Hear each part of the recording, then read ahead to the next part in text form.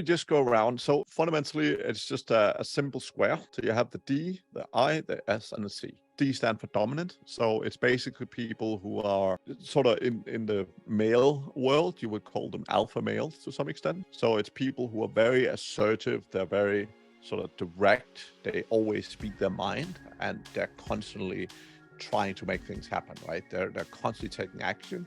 And those are the type of people who always want more. So if you look at famous examples, someone like Elon Musk or Steve Jobs, right? Like they're people that they're willing to really push through. They're willing to do whatever it takes to succeed. They do ask a ton from the people around them, but it's not like they just sit back and do nothing, right? Like they're right there with them. So in a soldier analogy, they're at the front with their soldier, right? So they're willing to work extremely hard, and they're very driven by money. Not necessarily money like someone like Elon Musk. He's not like, oh, I can't buy the house I want more money.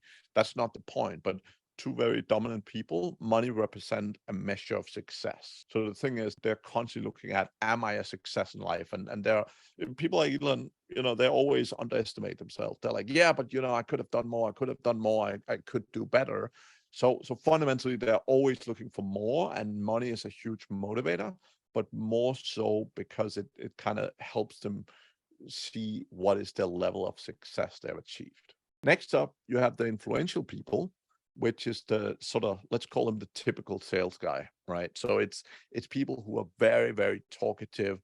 They love people everywhere. They talk to everyone anywhere. When they walk down the main street, they'll randomly start talking to people here, there, and everywhere. And they're really, really social creatures.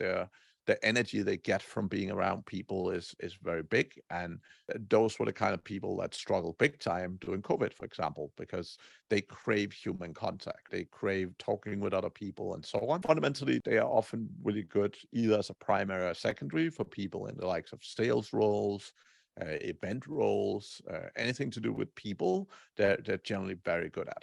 Right. Then you have the S's, which is steady people, and they're fundamentally sort of the uncle of the team or the nice grandma or whatever. Very, very nice people who are also very people oriented, but they're not out there. They won't just talk to random people on the street. They're a little bit more shy.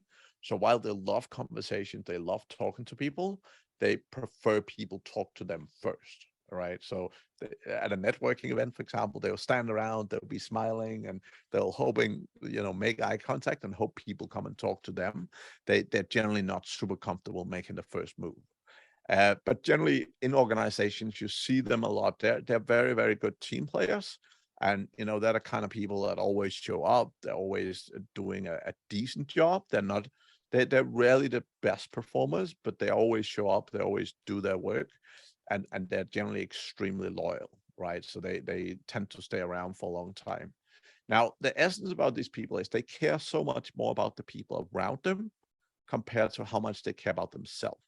So if you ever see them unhappy, it's typically because one of their friends or one of their colleagues or one of their family is struggling, and that makes them unhappy. It's often less about themselves.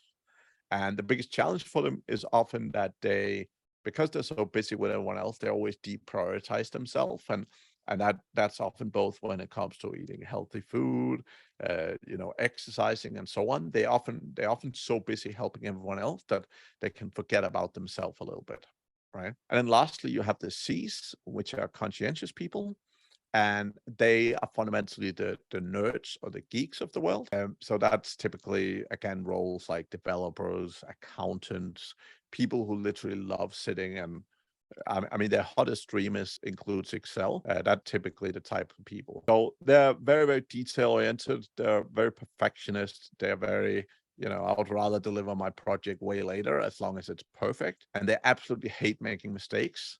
And they absolutely hate admitting they make mistakes. Right?